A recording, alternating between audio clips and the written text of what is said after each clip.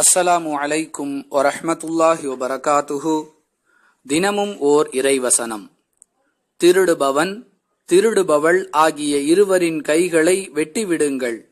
இது அவர்கள் செய்ததற்குரிய கூலியும் அல்லாஹுவின் தண்டனையுமாகும்.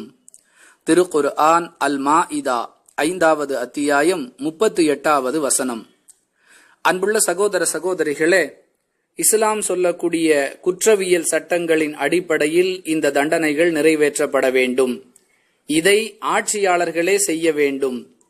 ஒவ்வொருவரும் தங்கள் வீட்டில் அல்லது தங்கள் கடைகளில் தங்களுடைய சொத்துக்களை திருடியவர்களை தாங்களாகவே சென்று அவர்களுடைய கைகளை வெட்டிவிடக்கூடாது. ஆட்சி பொறுப்பில் இருக்கக்கூடியவர்கள் செய்ய வேண்டியதை இஸ்லாம் சொல்லுகிறது.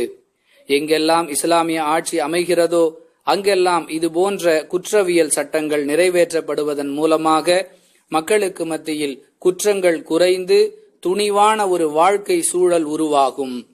வாஹிர் தவானா அனில் ஹம்துலில்லாஹி ரப்பில் ஆலமீன். அஸ்ஸலாமு அலைக்கும் வரஹ்மத்துல்லாஹி வபரகாத்துஹு.